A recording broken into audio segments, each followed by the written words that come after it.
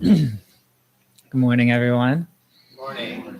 Hi, I'm Ryan Duffield, for those of you who don't know me. It's nice to see so many faces today on a June Sunday. Let's start with our Refuge Commitments on page 7, and then we'll go over and do the Heart Sutra on page 8.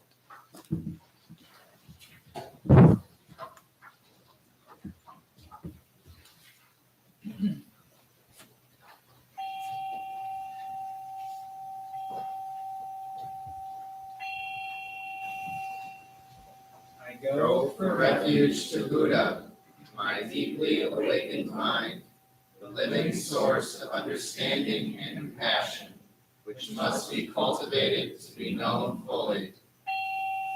I go for refuge to Dharma, the path of mindful living, leading to healing, joy, and enlightenment, the way of peace, which must be cultivated to be known fully.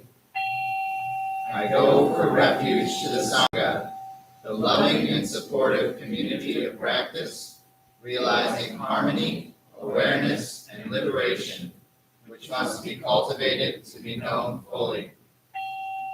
I am aware that the 3 jewels are within my heart. I vow to realize them. I vow to understand living beings and their suffering. I vow to cultivate loving kindness and compassion, and to practice joy and equanimity. I vow to live simply and sanely, content with few possessions, and to keep my body healthy. I vow to let go of all worry and anxiety in order to be light and free. I am aware that I owe so much to my parents, teachers, friends, and all beings. I vow to be worthy of their trust, to practice wholeheartedly, so that understanding and compassion will flower, and I can help living beings be free from their suffering. May the Buddha, the Dharma, and the Sangha support my efforts. May the Buddha, the Dharma, and the Sangha support my efforts. May the Buddha, the Dharma, and the Sangha support my efforts.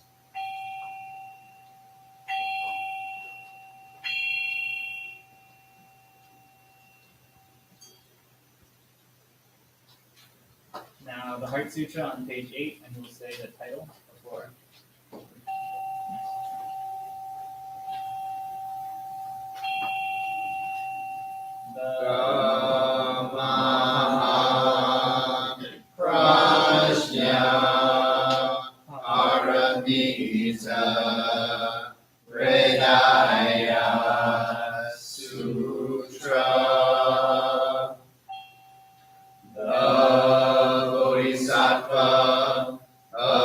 Compassion from the deep practice of prajna, paramita, perceive the emptiness of all 5 skandhas, and delivered all beings from their suffering. O Shariputra, form is no other than emptiness, emptiness no other than form. Form is emptiness, emptiness form. The same is true of feeling, thought, impulse, and consciousness. O Shariputra, all dharmas are empty. They are not born nor annihilated. They are not defiled nor immaculate. They do not increase nor decrease.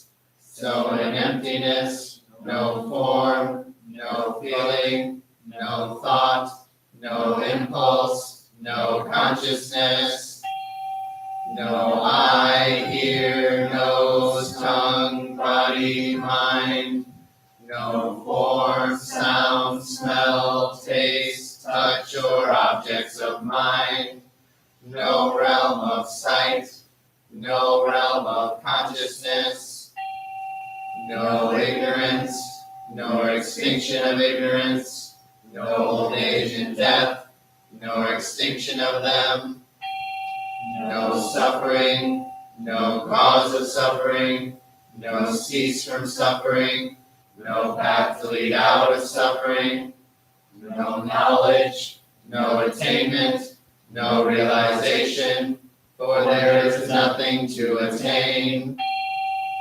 The Bodhisattva holds on to nothing but prajna, paramita. Therefore the mind is clear of any delusive hindrance. Without hindrance there is no fear. Away from all perverted views, one reaches final nirvana. All Buddhas of past, present, and future, through faith in prajna, paramita, attain to the highest perfect enlightenment. Know then the prajna, paramita, is the great Dharani, the radiant fearless mantram, the utmost supreme mantram, which is capable of allaying all pain. This is true beyond all doubt. Proclaim now the highest wisdom, the prajna, paramita. Gate, gate, hara gate, hara samgate, bodhisvaha. Gate, gate, hara gate, hara samgate, bodhisvaha. Gate, gate, hara gate, hara samgate, bodhisvaha. The maha prajna paramita Hridaya Sutra.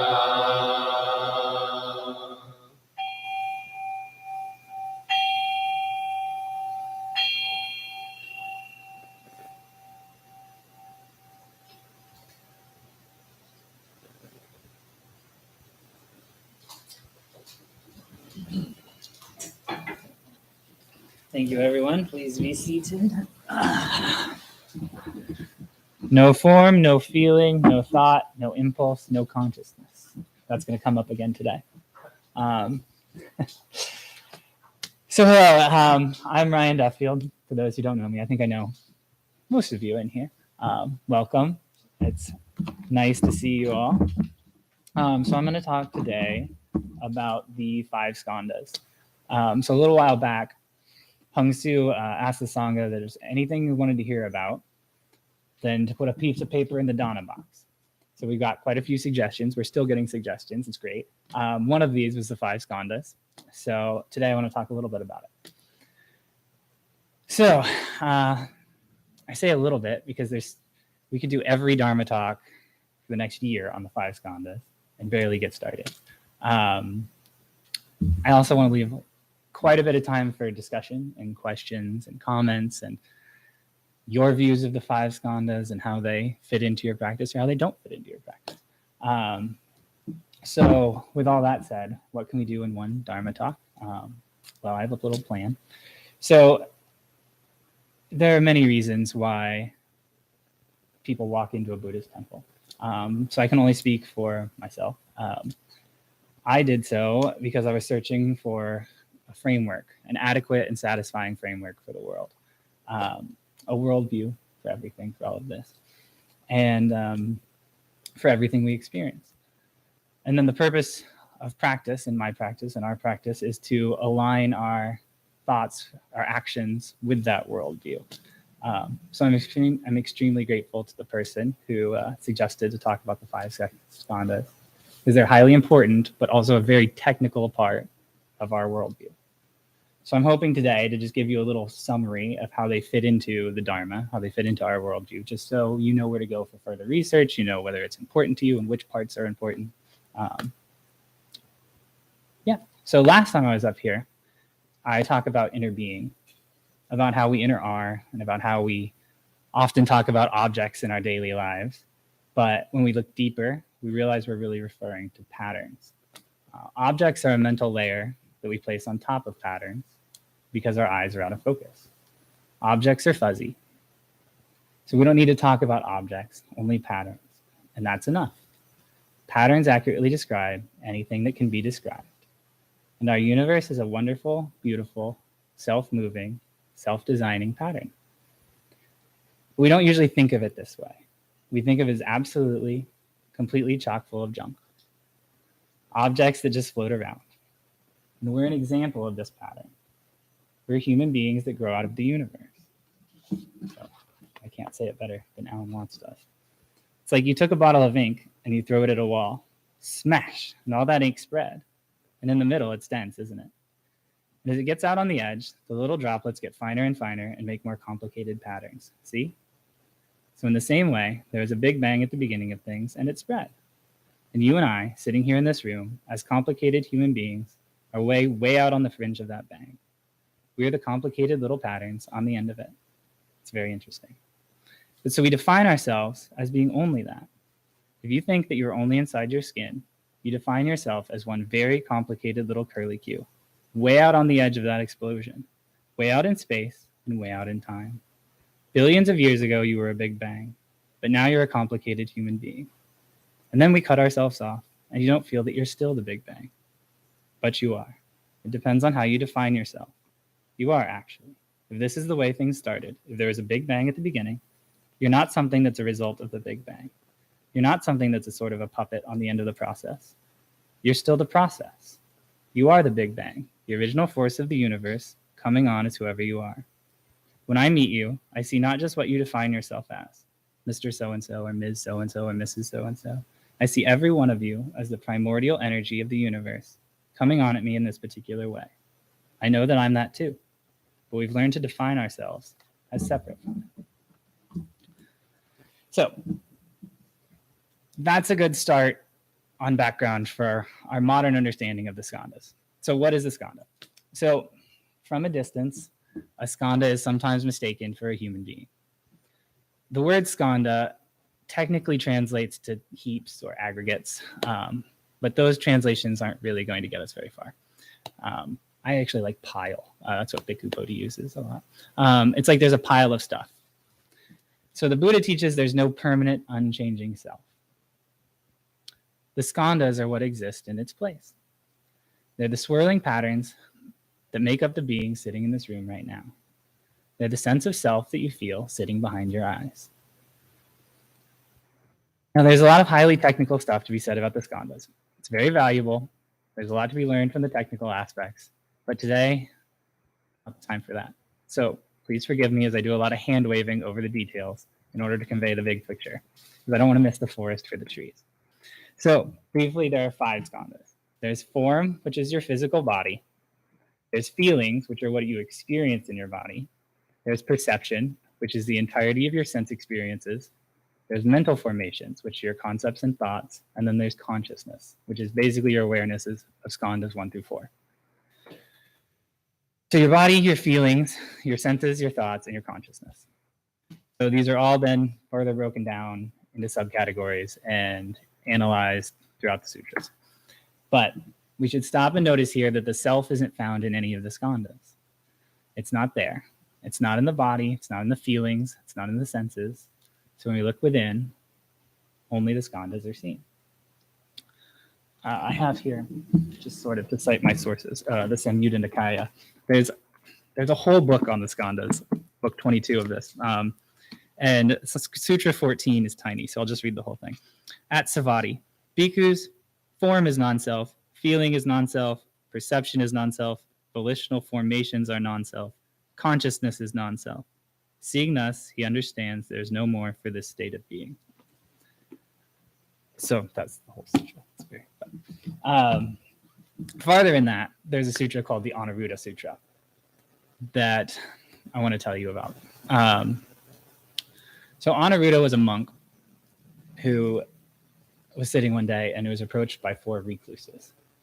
And these recluses came to him and they said, "We've heard that your teacher, the Buddha, has reached the highest fruits of awakening. Please tell us what he teaches about the following 4 propositions." Those are: after death, the Buddha continues to exist. After death, he ceases to exist. After death, the Buddha both continues and ceases to exist. Or after death, the Buddha neither continues nor ceases to exist. Honor thought for a minute and replied, "To the best of my knowledge, the Buddha's never spoken of these things." So the recluses kind of didn't know what to do with that information. They decided that Honor must be newly ordained and quite confused and left in a huff. So, disturbed, Honor went to see the Buddha. And he said, "Buddha, I don't want to misrepresent your teachings. What is it that you teach in regards to these 4 propositions?" And the Buddha looked at Honor and said, "I'm currently alive, yes?" "Of course," says Honor. "Well, can you find me in form?" "No, Buddha." "Can you find me outside of form?" "No, Buddha." "Can you find me in feelings, perceptions, mental formations, or consciousness?" "No, Buddha." "Can you find me outside of feelings, perceptions, mental formations, or consciousness?" "No, Buddha." "Well, if you can't grasp where I am when I'm alive, how will you grasp where I am when I'm dead? Are you really going to find me in those 4 propositions?" Embedded in their question is the assumption of a permanent and unchanging self. The recluses would have to be brought up to a certain level of knowledge before the Buddha could even explain why the question doesn't apply. So the way we do that, the way that I've often seen that done in modern times, is with this analogy of the house. So let's say you take a house and you deconstruct it. You put the studs in one pile, you put the shingles in a pile, you put the wiring in a pile, the windows, so on and so on. Now point to the house. Can't do it. The house is not in the studs, it's not in the shingles, it's not in the doors or the ductworks. The house was a concept that we applied to a specific pattern of materials. The house is made entirely of non-house elements. I bet you can see where I'm going with this.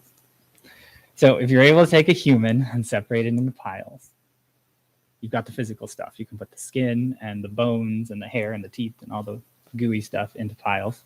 And it's easy to see there's no self there. So if we add the skandhas, let's put feelings and sensations into their own piles, senses, thoughts. So now where's the self? Nowhere to be found. So like the house, self is a concept that's applied to a specific pattern of materials. Like the house, the self is made entirely of non-self elements.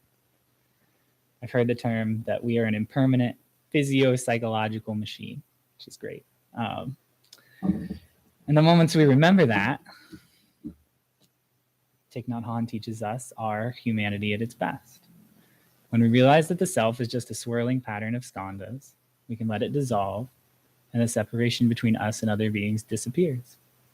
And when we realize this, nothing will change, but we'll be fearless and no one will know it.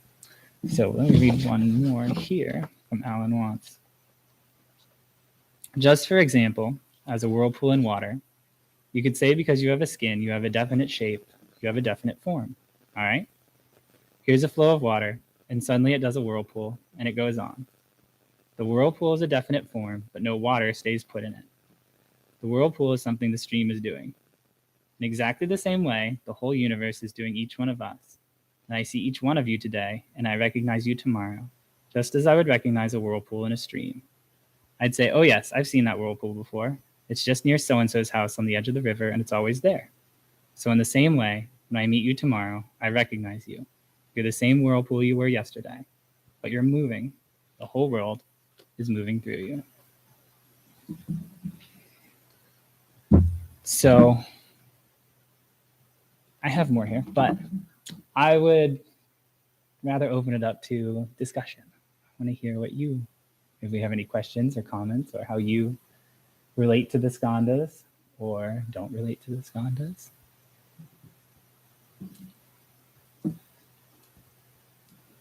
What do the skandhas do for you in your personal practice? The skandhas are an important part. We only have one microphone. Oh, I'm sorry. So the question was, what do the skandhas do for me in my practice? So personally, they're a very important part of my interbeing practice, which I feel is a vital part of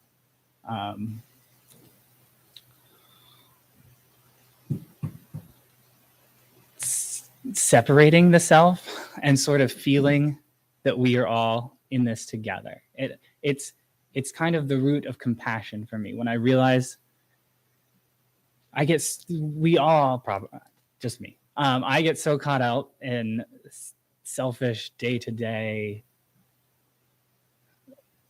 The Jack Kornfield always says that, remember your Buddha nature and your social security number. It's so easy on a day-to-day basis to remember my social security number and forget my Buddha nature. So that's what the skandhas, the aggregates, thinking of no self does for me. It's the key sort of to a no self practice, which is one of the most intricate and important parts of the Dharma, but also one of the most, takes the most time probably, for me at least, to grasp. And I think probably for most of us, especially in modern Western culture, it's so,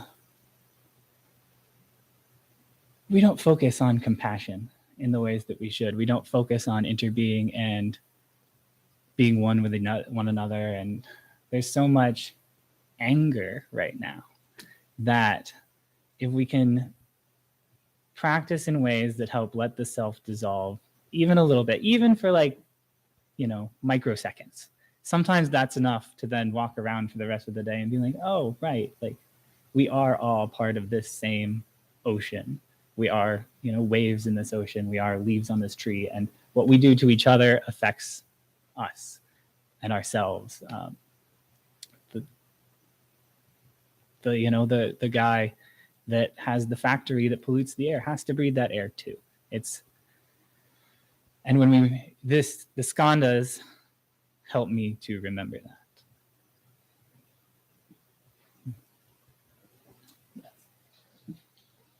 I know that we have the Five Skandas, Mhm. the four vegetables, the eightfold path, there's a lot. And so I'm wondering how the Five Skandas, it seems like there's a lot of overlapping, and how they stand out from the eightfold path.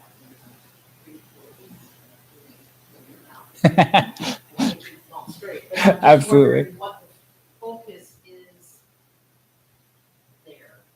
So the question is, if I may rephrase, sort of just, there's so many lists of lists in Buddhism. What makes the skandhas special? What makes them different? And a lot of that is, just it's a technicality. It's not. I would say the core teaching is the no self, the inner being and stuff. But how do you get there? Sometimes you have to dive into the weeds, and it's very abhidharmic. It's very like, and it wasn't necessarily always five skandhas. In the earliest meditation books and practices, especially the Sarvastivadins, they were divided into 3 sections. It was form, and then mind, and then dharmas. And at some point, mind got split into 3.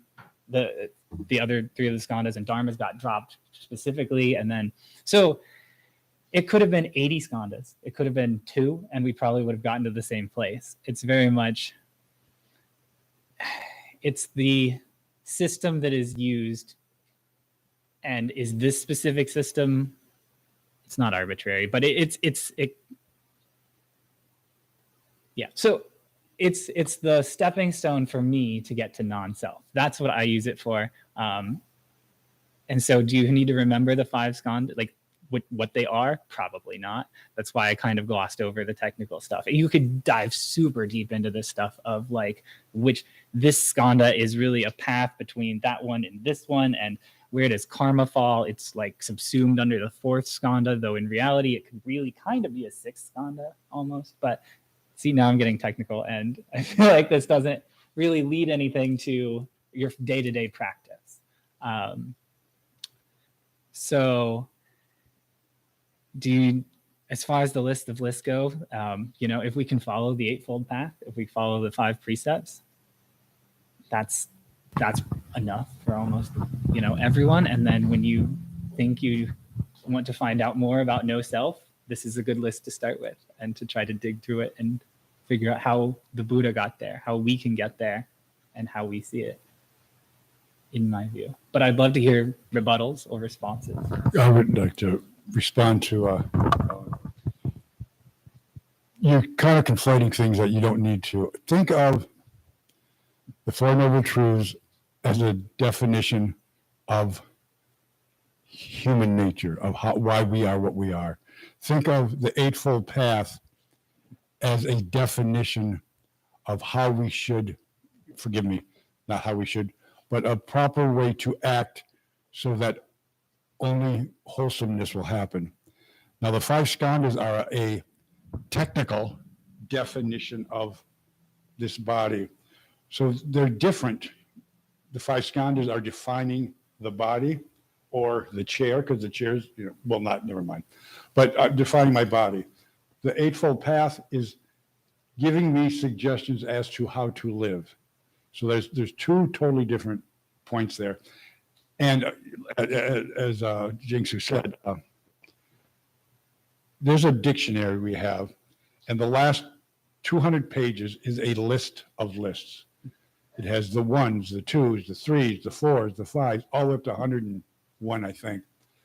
But Buddhism started before writing, and so the only way to remember things was to list them. And it's easier to remember things that way. That's why there's so many lists. And forgive me, all practicing Buddhists. Buddhists tend to be geeky in certain ways. We like to have things organized. I think that's why we're Buddhists. But anyway. Thank you, Hansi. We do have one question from the Zoom chat from Amy. Excellent. Basically, they ask if we should let go of feelings and emotions, which I understand in the sense is the concept of impermanence. How then can we allow ourselves to enjoy pleasures and allow, anything from enjoying time with my grandma to something as small as a bowl of ice cream? That is an interesting. Does the microphone work? Should I be good? Okay. That is that's an interesting and important question. And to a lot of people, Buddhism looks depressing. From like, depending on the first, you might read "Life is Suffering" might be the first experience you have with Buddhism, and it's like, well, yeah.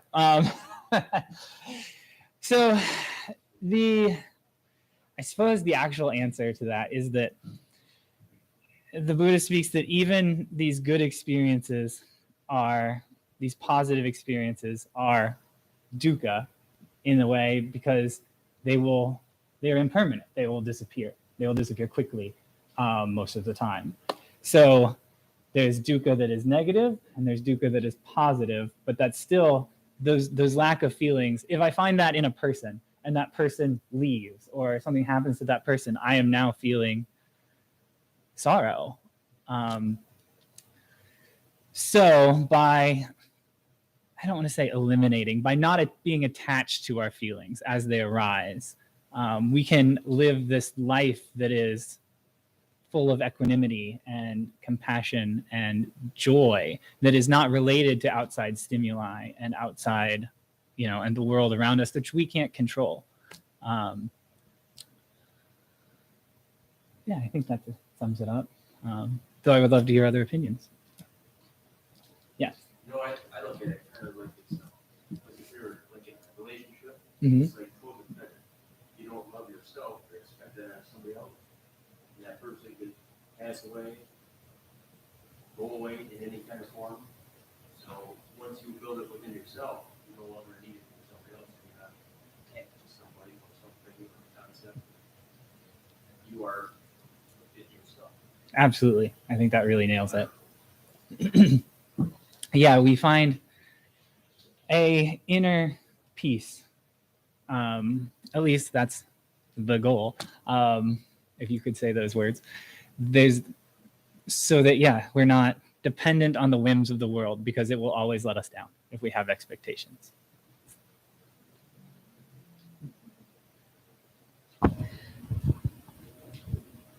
Although, doesn't it allow you to appreciate those emotions in the moment? So maybe, well, the Zoom comment was, spending time with my grandmother or any experience is still real, Mhm. even though it's temporary. Absolutely. And just another comment, I loved that Alan Watts, speaking of the whirlpool. And I was wondering how that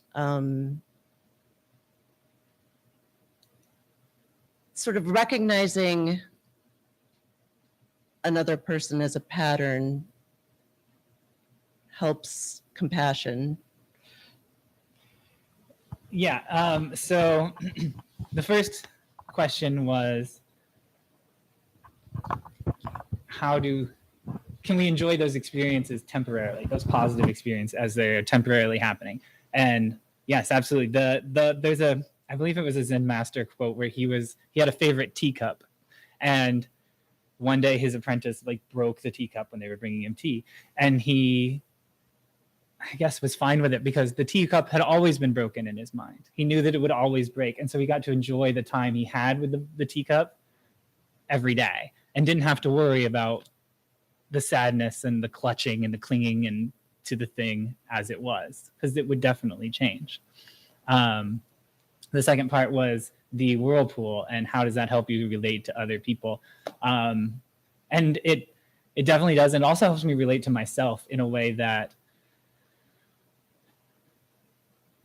the aggregates, the skandhas, are arising and dying every single day, every single moment of every day. We are not the same person. There's this motion. We are just essentially motion, and looking at that is helpful for me, at least. I wasn't the same person I was when I was 6, and I'm not the same person I'll be when I'm 60. It's a continuation of a series. And so if I can see that in someone else, it helps me sort of allow them space to grow and change, and not cling to the person they were or to the thing that they were. And in myself as well. Hopefully I can use that to grow and change as we're arising and falling every moment. The flame that burns overnight is not the same flame it was at night, and it's not the same flame it is in the morning. It's the continuation of a series. It's not different. It's not the same. And that's basically true for everything if we can extrapolate that. So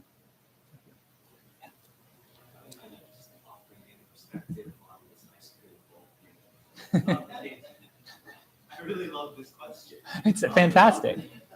So this ice cream thing.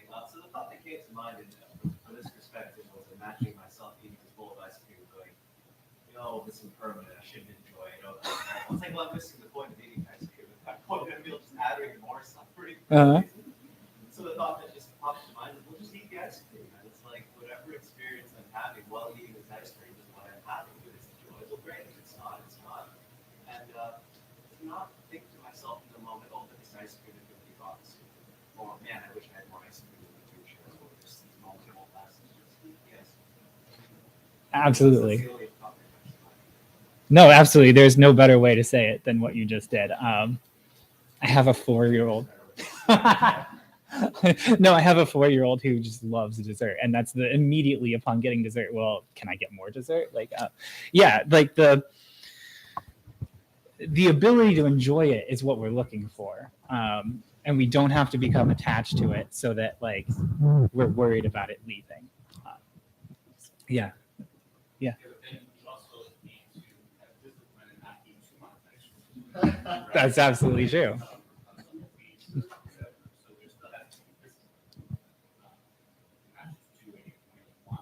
Right. Right. Right. That comes back to the clinging.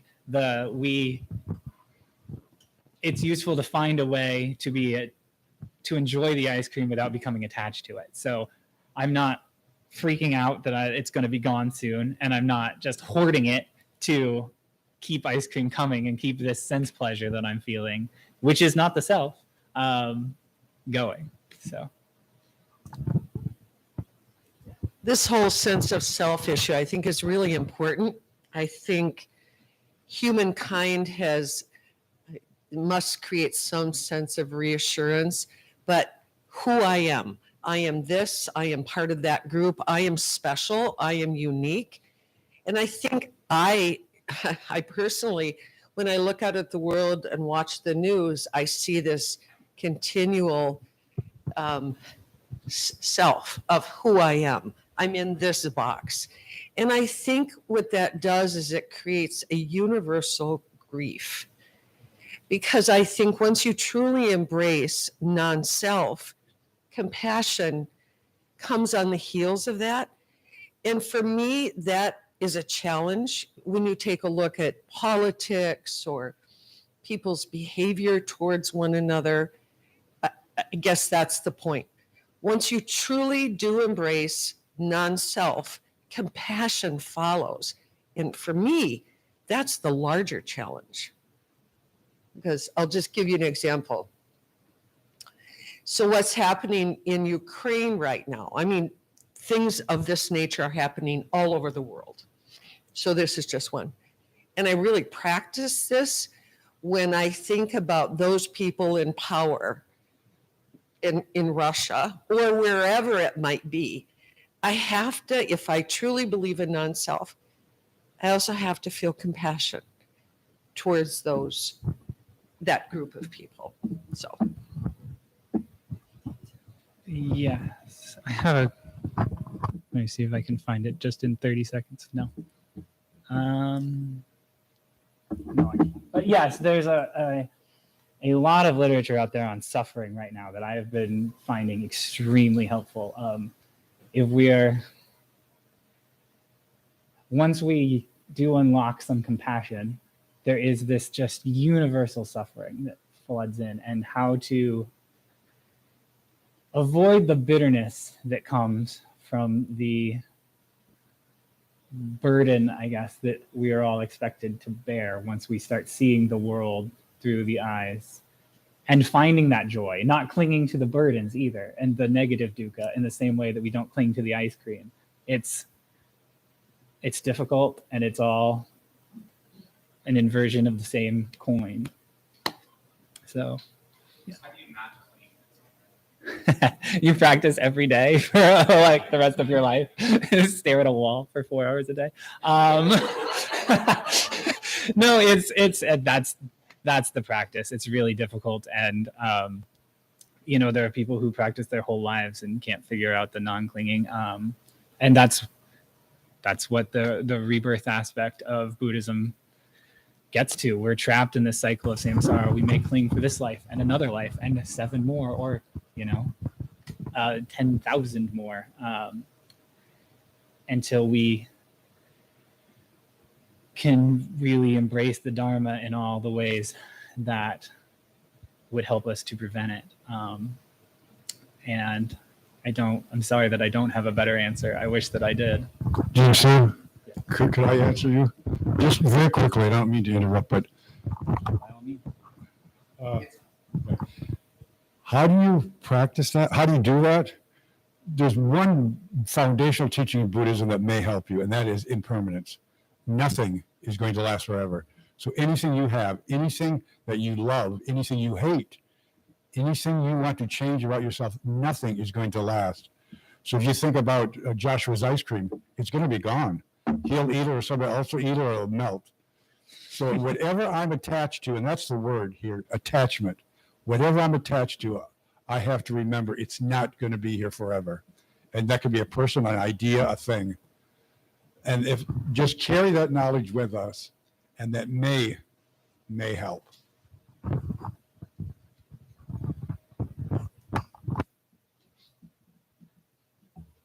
The quote that I was thinking of earlier was, overcome any bitterness that may have come because you're not up to the magnitude of the pain entrusted to you.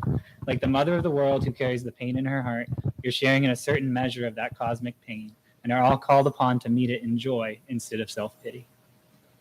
So whenever I feel a little overwhelmed, that's one of the places that I go.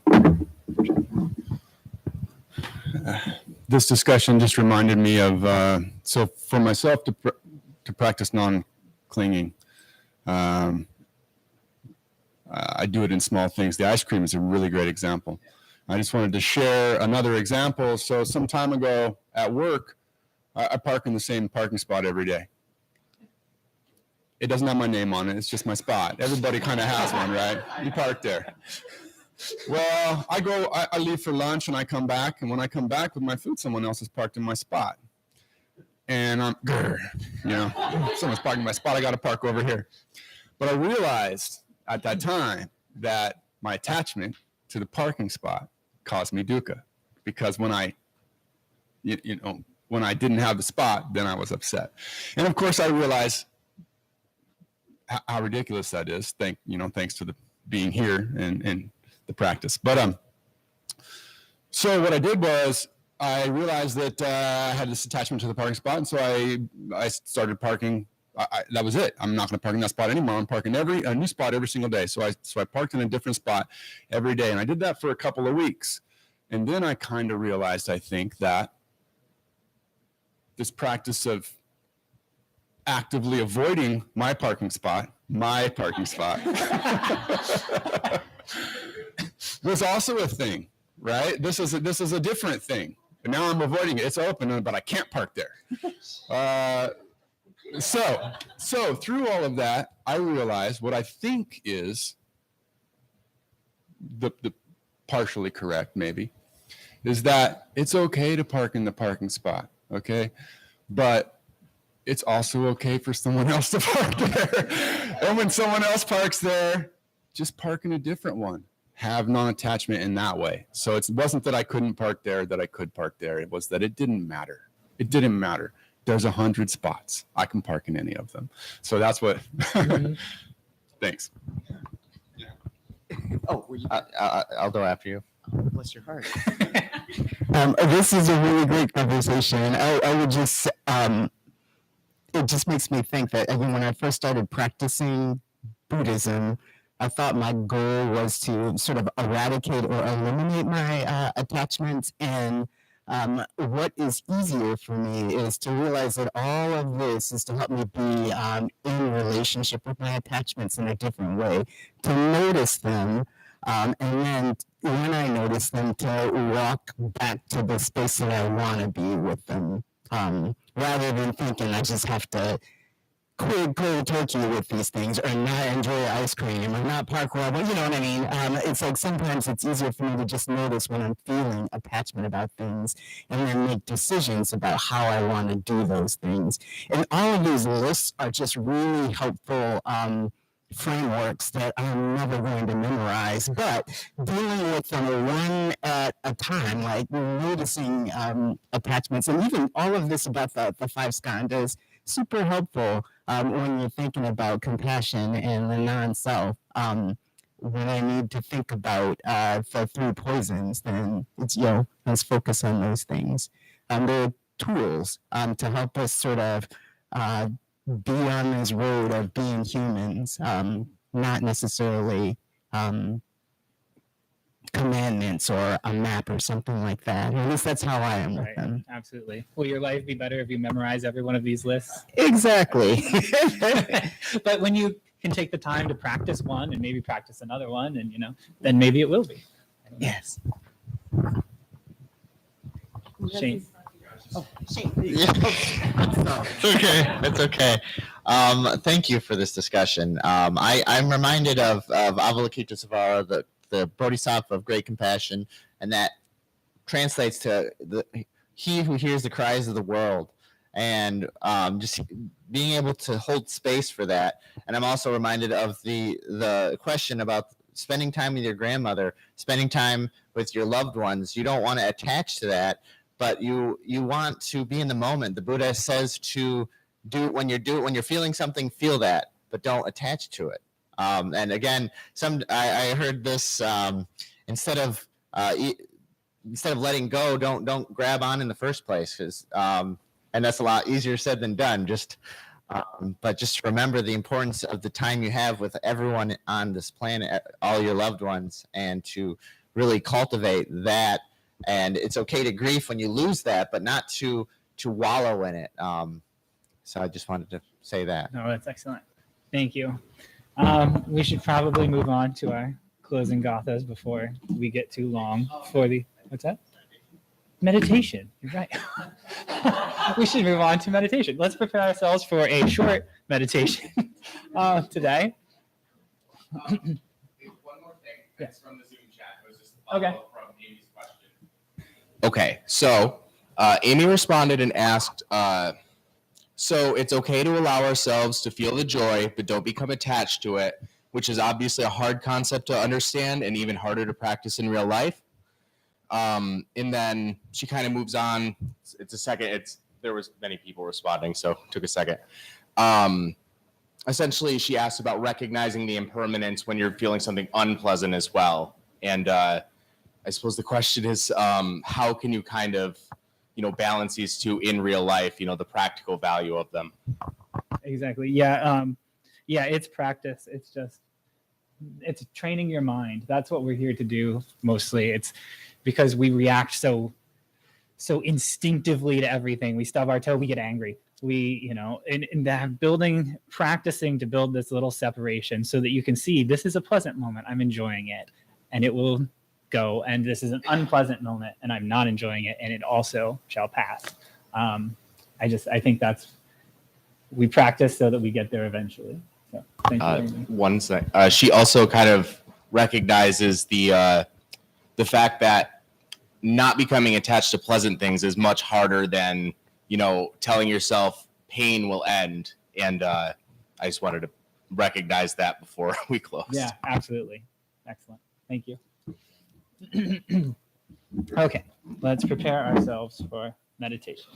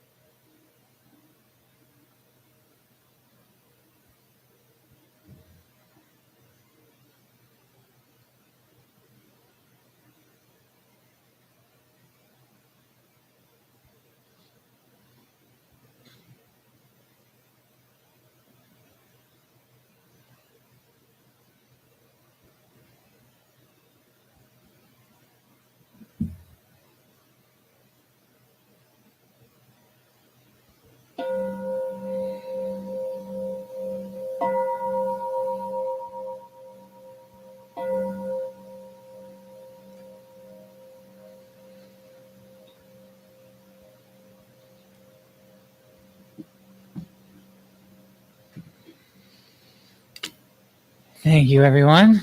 Announcements. Before we get started with other announcements, I want to make one before I forget. We're going to keep the temple in noble silence after, and we'll all please join us downstairs for tea, where we'll do conversing and hanging out for a little while. So thank you. Okay. Any announcements? Real quick, we have asked people to put suggestions in the Dharma box, and someone put a suggestion for a talk on the 5 remembrances, which we will do at some point in the future, but we did it November 14th. Jing Su did it. So if you go to our YouTube channel, you can find it there. And that is all I have. Did you have something? Oh, sorry. That's all right. That's all right. I have a cheat sheet. Good morning, Sangha. Good morning. My name is Jeremy, and this morning I'm here to speak a word about dana. In Buddhism, dana is the practice of cultivating generosity. Dana can take the form of giving to an individual in need, volunteering time to philanthropic public projects that help many, or spiritual giving, like preaching sermons, teaching meditation, or sharing the Dharma with others. Thank you. The temple is entirely supported by your generous donations. No one associated with the temple receives a salary or monetary compensation in any form. If you would like to support the temple, you can place a donation in one of the dana boxes located at each entrance, the rear and the front. You can go to the temple website at zengr.org/donate. Or if you're watching on the YouTube or Zoom, you can click the link at the bottom of the page. I guess on YouTube, I don't know if it's the same for Zoom. And that is all. Thank you. Thank you.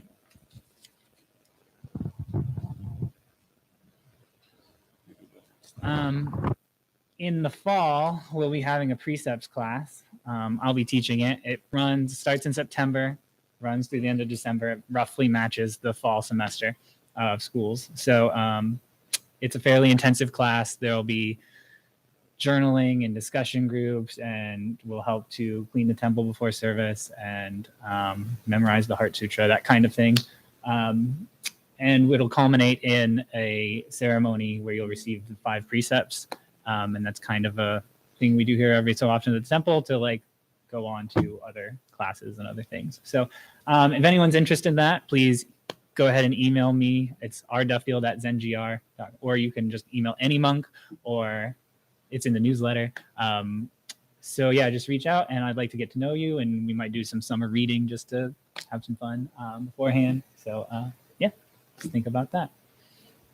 Any other announcements?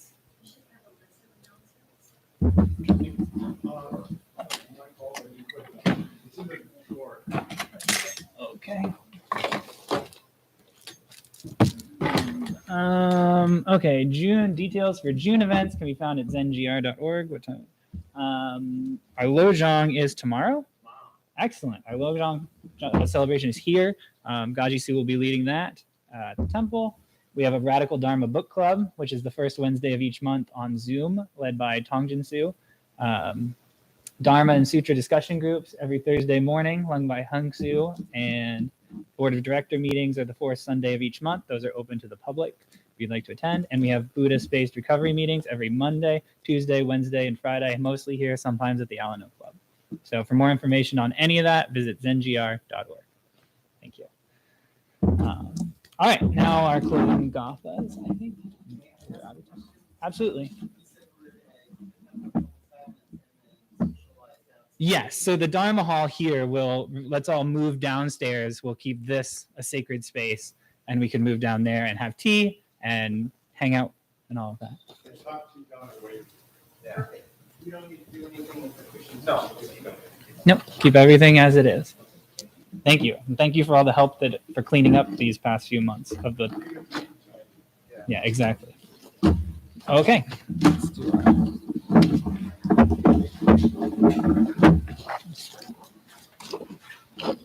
can't find a closing.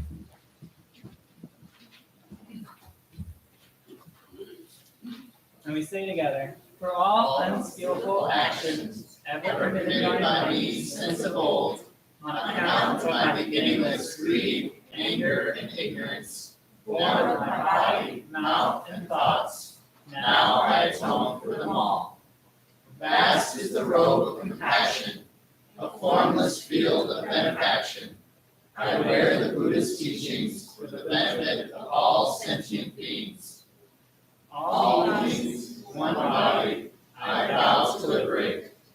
Endless blind passion, I vow to uproot. Dharma gates without number, I vow to penetrate. The great way of Buddha, I vow to attain.